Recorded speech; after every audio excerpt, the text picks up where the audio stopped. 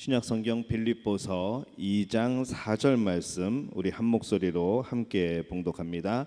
각각 자기 일을 돌볼 뿐더러 또한 각각 다른 사람들의 일을 돌보아 나의 기쁨을 충만하게 하라. 아멘. 미처 빨라서 못 읽으신 분들 위해서 한 번 더 봉독합니다. 빌립보서 2장 4절 함께 봉독합니다. 각각 자기 일을 돌볼 뿐더러 또한 각각 다른 사람들의 일을 돌보아 나의 기쁨을 충만하게 하라. 아멘. 할렐루야. 하나님의 은혜가 여러분과 함께할 줄로 믿습니다. 메모리 효과라는 것이 있습니다. 오래전에 핸드폰이나 이 카메라에 들어가는 이 배터리를 보면은 이 완전히 방전을 시키고 또 완전히 충전을 하지 않고 조금 쓰다가 다시 충전하고 조금 쓰다가 다시 충전하고 계속 이렇게 반복을 하다 보면은 나중에는 절반만 사용을 해도 벌써 배터리가 없다고 비어 있다고 그렇게 메시지가 뜨는 것을 바로 메모리 효과라고 부릅니다. 그래서 요즘은 많이 그런 경우들이 줄어들고 또 그 전력을 관리하는 칩도 들어가고 또 여러 가지 기술이 발전을 했지만은 대부분 핸드폰을 처음 사면은 그런 권유를 합니다. 배터리를 완전히 다 방전할 때까지 쓰시고 또 완전히 충전해서 또 사용하세요. 그러면은 배터리 수명이 길어집니다. 그런 안내를 받습니다. 이 충전해서 쓰는 배터리는 주기적으로 충전하고 또 방전하는 일이 반복되어야 성능을 최대한 유지할 수가 있는 것이죠. 이 충전 배터리를 망가뜨리는 방법이 있습니다. 완전히 방전시킨 다음에 그냥 가만 놔두면 됩니다. 쓰지 않고 한 몇 달이고 또 1년이고 놔두면은 나중에는 아예 충전이 되지 않아 버리는 것이죠. 이 배터리를 보면서 이 그리스도인들은 과연 어떻게 살아가야 하는가라는 생각을 해보게 됩니다. 어떤 그리스도인들은 늘 자신을 충전하는 일에만 열심을 냅니다. 열심히 기도하죠. 예배 한 번도 안 빠지고 열심히 나오고 또 기독 서적들도 참 많이 읽고 성경도 많이 보고 아침마다 말씀을 묵상하고 내 안을 채우는 그런 작업들을 쉼없이 열심히 합니다. 이처럼 자신을 위해 충전하기 위해서 많은 일들을 하게 되는데 문제는 충전하는 이유가 무엇이냐 하는 것이죠. 물론 내가 하나님 앞에서 올바르게 서고 신앙생활을 유지하고 하나님 앞에서 경건 생활을 하고 또 구별되게 살아가기 위해서 계속 충전하는 일은 우리에게 필요한 일입니다. 그것이 문제가 아니라 예수님이 우리에게 우리 보러 그렇게 충전하라고 한 이유가 우리 안에 가득 채우라고 한 이유가 무엇일까를 생각해 보면은 이렇게 해서 받은 은혜, 이렇게 해서 받은 복과 그 사랑을 다른 사람에게 나눠주고 다른 사람을 위해서 사용하라고 하나님은 우리를 충전시켜 주시는 겁니다. 이 다른 사람을 섬기는 일에 에너지를 쓰지 않는 경우들이 많다는 것이죠. 날마다 채우기만 하고 다른 이들을 위해서는 전혀 관심이 없는 그런 분들도 보게 됩니다. 늘 채워두면은 더 성장하고 더 놀라운 하나님의 역사가 강하게 나타나야 되는데 이상하게도 그렇지를 못합니다. 그런 사람들을 보면 항상 그 자리에 머물러 있습니다. 무엇이가 성장하는 듯하게 보이는데 어떤 문제가 생기면 어떤 작은 장애물이 생겨나게 되면은 걸려 넘어지고 낙심하고 그동안 내가 쌓아놨던 많은 일들이 다 수포로 돌아가 버리는 그런 경우들을 만나게 된다는 것이죠. 많은 사람들이 이 복에 대한 메모리 효과를 가지고 있습니다. 나는 어느 정도 채워져 있어야 한다는 것이죠. 아주 어렵게 살아온 사람들이 그런 경우들이 많습니다. 어느 정도 회복이 되고 어느 정도 부가 쌓이고 많지는 않더라도 어느 정도 생활 수준이 유지가 되고 어느새인가 이 하나님께서 채워주신 어느 정도의 수준 또 어느 정도의 삶 또 어느 정도의 씀씀이 이것이 오래 지속되다 보니까 지금 내가 항상 유지되어야 되는 이 최소한의 삶의 모습이 바로 이거라고 생각을 해버리는 것이죠. 예전에 더 어렵게 살았을 때에도 그때 기억은 다 잊어버리고 그때도 하나님을 찬양하며 여전히 마음속엔 평안이 있었고 여전히 하나님 앞에서 살아가는 나의 모습이었는데 어느덧 하나님이 주신 복을 받고 나서 보니까 이미 절반쯤 채워진 우리의 삶 속에서 내 최소한의 것이 거기라고 내가 규정지어 버리는 겁니다. 우리 삶의 복에 대한 메모리 효과인 것이죠. 지금보다 조금이라도 더 부족하게 되면은 불안해집니다. 두려워지죠. 우울증이 생겨납니다. 이상하게도 전에보다는 잘 살고 있는데 내가 가난해졌다고 여기게 됩니다. 인색해지죠. 자꾸 그것을 채우려고 합니다. 욕심을 내기 시작하죠. 이미 절반 이상이 채워져 있음에도 우리는 없는 것처럼, 마치 부족한 것처럼 그렇게 살아가는 겁니다. 내가 부족하다고 여기니 감사가 사라지죠. 기쁨이 없어집니다. 평안이 사라집니다. 그리고 하나님이 이끌어 가시는 그 손이 불편해지기 시작합니다.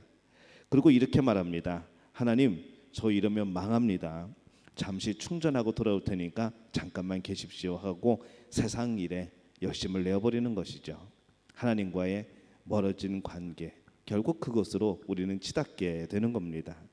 근데 이런 모습이 과연 우리의 모습은 아닐까라는 생각을 해보는 겁니다.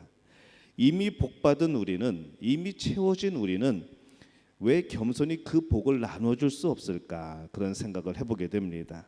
왜 그럴까요? 오늘 말씀을 통해서 왜 그런지 한번 그 말씀을, 이유를 나누어 보려고 합니다. 이 세상 사람들이 살아가는 원리가 있습니다. 세상 사람들에게 중요한 것은 바로 내 자신이죠. 남보다 나를 내세우는 것이 세상의 기준이고 사람들의 살아가는 방법입니다. 근데 이 하나님의 말씀, 이 성경은 어떤 가르침을 우리에게 줄까요? 누가복음 10장 27절에 보면은 이렇게 말씀을 합니다. 대답하여 이르되 내 마음을 다하며 목숨을 다하며 힘을 다하며 뜻을 다하여 주 너의 하나님을 사랑하고 또한 내 이웃을 내 자신과 같이 사랑하라 하였나이다 라고 그렇게 고백을 합니다. 나보다, 하나님을 나보다, 이웃을 나보다 더 사랑하라고 가르치는 것입니다. 하지만은 남을 섬기라고 했다고 해서 나를 채우는 일들을 내팽개치라는 말이 아닙니다. 내 자신이 성령으로, 또 내 자신이 사랑으로 충전되었다면, 충전된 상태로 살아가는 것이 아니라 이제 이웃을 위해서 또 베풀라는 것이죠. 얼마든지 그것을 위해서 방전해도 좋다는 겁니다. 그러면 또 누가 채우실까요? 하나님이 또 채워주시는 겁니다. 어느덧 우리는 자꾸 우리 안의 것을 우리가 채우려고 합니다. 내가 채우려고 합니다. 내 노력으로 채우려고 하죠. 근데 그것이 채워지지가 않습니다. 원래 우리 안에 채워진 이 복은, 우리 안에 채워진 이 평안은 원래 내가 만들어낸 것이 아니고 하나님이 우리에게 주신 겁니다.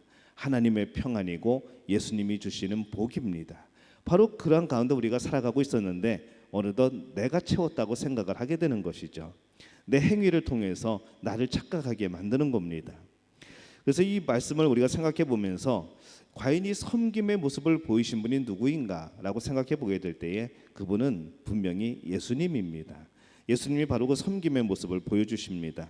마태복음 20장 28절에 보면은 이렇게 고백을 하죠. 예수님이 이렇게 말씀을 합니다. 인자가 온 것은 섬김을 받으려 함이 아니라 도리어 섬기려 하고 자기 목숨을 많은 사람의 대속물로 주려 함이니라, 이렇게 말씀을 합니다. 예수님은 섬기러 오셨습니다. 하나님의 아들이 이 땅에 와서 야, 내가 하나님의 아들이다, 나를 받들어라 하신 게 아니라 섬기러 오신 것이죠. 이 땅에서 죽으러 오신 겁니다. 그런데 우리는 오늘도 섬김을 받으려고 하고 있습니다. 내 자신을 충전하는 데에만 힘을 쏟고 있는 것이죠. 섬기고 베푸는 삶에 우리는 익숙하지를 못합니다. 그래서 우리는 먼저 우리의 초점이 달라져야 합니다. 남을 섬긴다는 것이 절대로 쉽지만은 않습니다. 자연스럽게 되는 것이 절대로 아닙니다. 남을 섬기려면 참 많은 노력이 필요하죠. 또 많은 의지가 필요합니다. 왜 남을 섬기는 것이 어려울까요? 인간은 원래부터가 자아중심적입니다. 내 중심으로 살아가는 것이 인간의 본성입니다. 내 삶에 내가 왕이죠. 인간의 죄된 성품은 늘 자신을 최고의 자리에 둡니다. 그리고 예수님을 가려버립니다. 성령의 역사를 감춰버립니다. 이거 내가 한 거라고, 이게 내 능력이라고, 내가 원래 이런 거 좀 잘한다고 그렇게 자랑해버리는 것이죠. 분명히 예수님의 그런 영광인데, 분명히 성령님의 역사인데 우리는 너무나도 이제 영광을 받으실 예수님 앞에 섰던 적이 많았고 성령 앞에 섰던 적이 참 많았던 겁니다. 왜냐하면 인간의 죄성은 자신이 주인공이 되어야 되기 때문에 그렇습니다. 이런 인간의 습성이 변화하려면 성령의 역사, 또 그 역사를 바라고 소망하는 우리의 노력과 결단이 필요한 것이죠. 이 섬김의 본을 보이신 예수님은 이 땅에 어떻게 오셨는가? 우리가 그 말씀을 한번 살펴보겠습니다. 빌립보서 2장 5절에서 8절에 예수님이 섬김의 모습으로 어떻게 이 땅을 오셨는가 나와 있습니다. 제가 한번 읽어보겠습니다.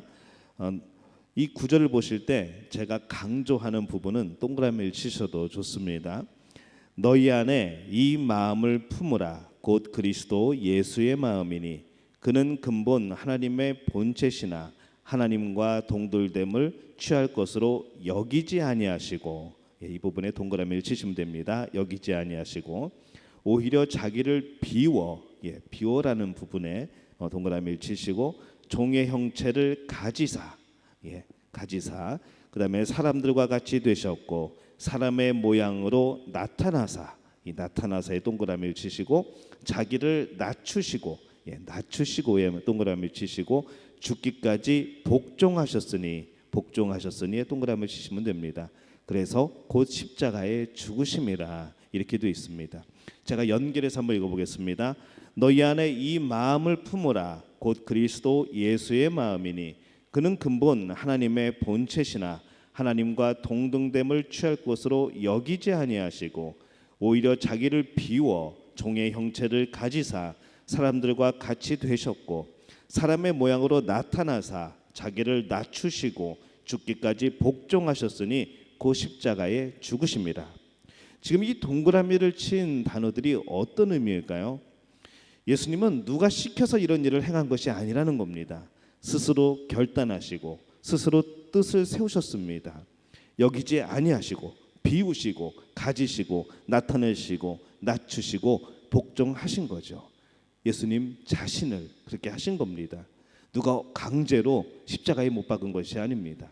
예수님이 십자가에 못 박히기 위해서 오신 것이죠.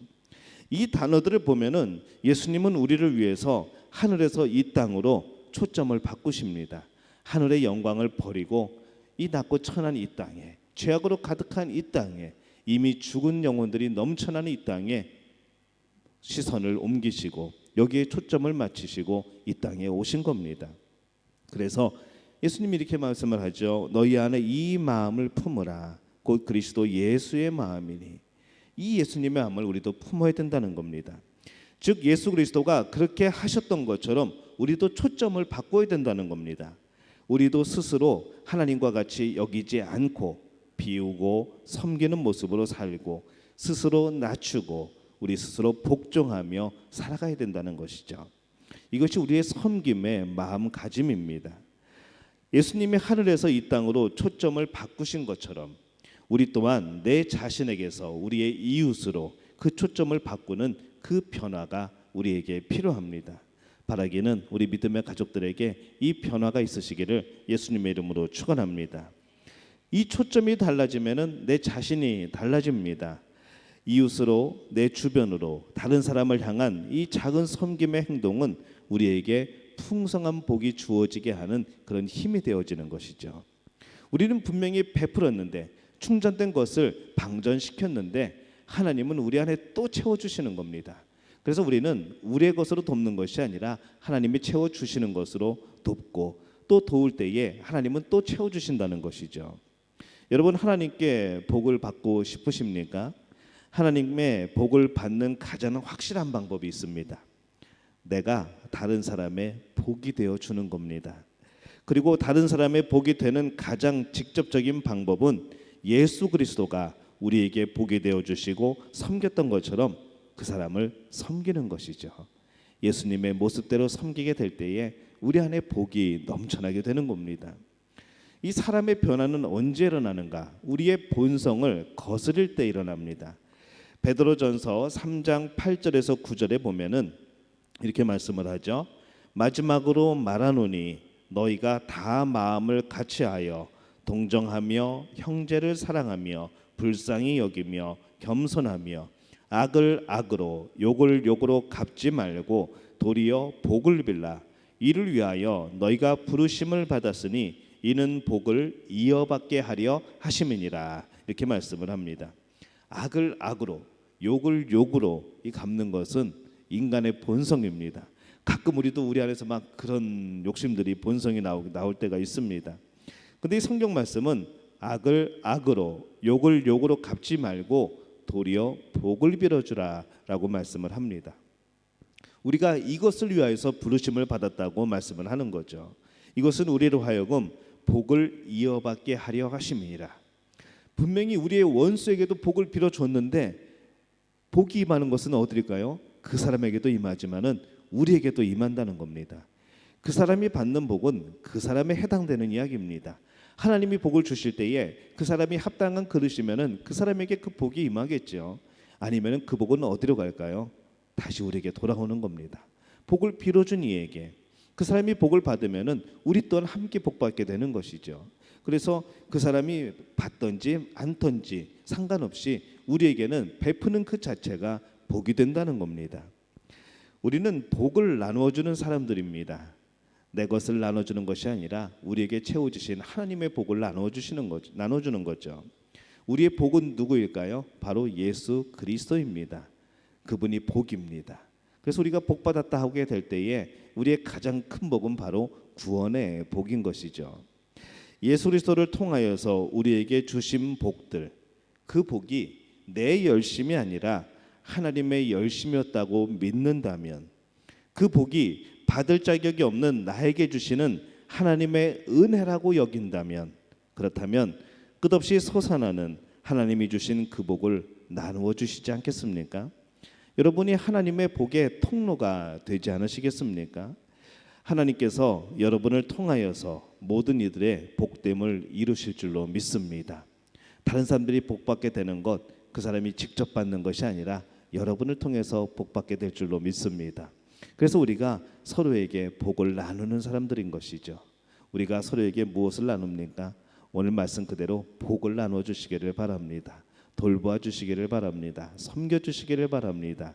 하나님께서 우리에게 더 많은 것으로 채워 주실 줄로 믿습니다. 우리 안에 채워지는 것, 내가 채우는 것 아니라고 했습니다. 하나님이 채워 주시는 겁니다. 우리가 사용하면 사용할수록, 베푸면 베풀수록 하나님은 기쁨으로 우리 안에 많은 복들을 채워 주실 줄로 믿습니다. 이것으로 정말 가득하게 충전되는 우리 믿음의 가족들이 되시기를 예수님의 이름으로 축원합니다.